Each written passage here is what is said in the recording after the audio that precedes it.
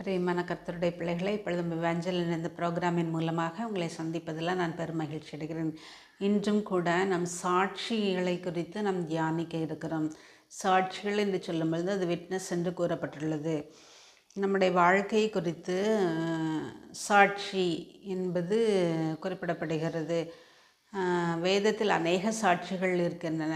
Samuel, தாவீது, Abraham, ஈசாக்கு, யாக்கோபு போன்ற சாட்சிகளை நாம் பார்க்கிறோம். இயேசு கிறிஸ்துவனுடைய வாழ்க்கை வரலாறு ஆகியவை நமக்கு சாட்சிகளாக அறிவிக்கப்பட்டுள்ளது. இன்றைக்கும் கூட இப்போ இந்த சாட்சியை குறித்து தியானிக்க இருக்கிறோம்.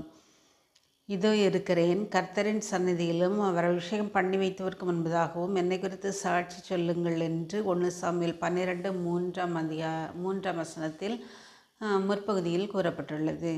அதாவது சாமுவேல் தன்னுடைய வாழ்க்கையை சாட்சியாக கூறுகிறார்.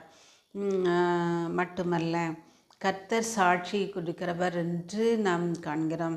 இப்போதும் இதோ என் சாட்சி பரலோகத்தில் இருக்கிறது, எனக்கு சாட்சி பகருகிறவர் உன்னதங்களில் இருக்கிறார் என்று யோபு 16-19 வசனத்தில் கூறப்பட்டுள்ளது. யோபு தன்னை குறித்து சொல்லும்போது தன்னை குறித்து சாட்சி கொடுக்கிறவர் பரலோகத்தில் இருக்கிறார், கர்த்தர் என்னை குறித்து சாட்சி கொடுப்பார் என்று அவர் சொல்லுகிறதை நாம் காண்கிறோம்.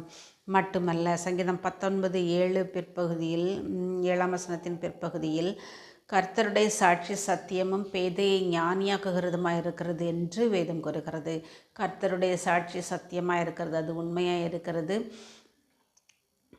பேதையை ஞானியாக்குகிறதுமாக இருக்கிறது என்று சொல்லப்பட்டிருக்கிறது.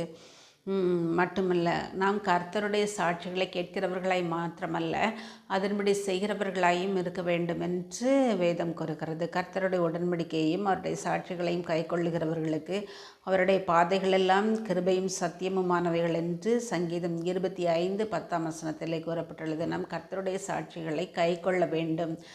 வேதத்தில் அநேகம் சாட்சிகளை நாம் காண்கிறோம். அநேகம் நபர்கள் தங்களுடைய வாழ்க்கையை சாட்சிகளாக பகிர்கிறதை நாம் காண்கிறோம். அந்த சாட்சிகளை நாம் கேட்கிறவர்களாய்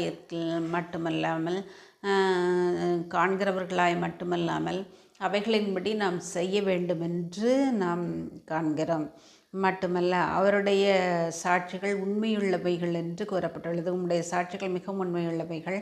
கர்த்தாவே, பரிசுத்தமானது நித்திய நாளாக உமது ஆலயத்தின் அலங்காரமாக இருக்கிறது என்று சங்கீதம் 93:5 வசனத்தில் கூறப்பட்டுள்ளது. அவருடைய சாட்சிகள் சத்தியமானவைகள், அவருடைய சாட்சிகள் உண்மையானவைகள், அவருடைய